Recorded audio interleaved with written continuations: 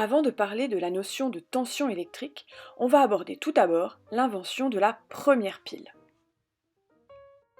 Tout commence en Italie entre 1780 et 1790.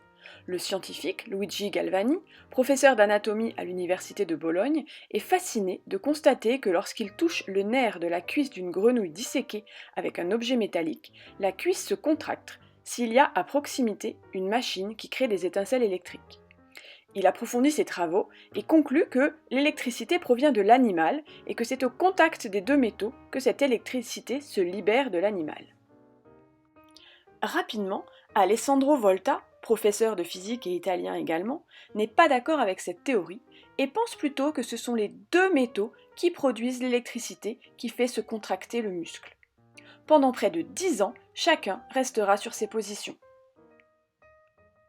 Mais en 1800, Volta met au point un assemblage de disques de cuivre et de zinc qui produit tout seul de l'électricité. Cet assemblage, cet empilement, deviendra très vite la première pile électrique. Le consul Bonaparte reconnaît le travail de Volta, c'est un succès. En 1810, Napoléon lui octroie le titre de comte. Depuis, de nombreux modèles de piles ont été inventés. Dans les années 1880, la Commission électrotechnique internationale a approuvé que l'unité de la tension électrique soit le volt, en hommage à l'inventeur de la première pile.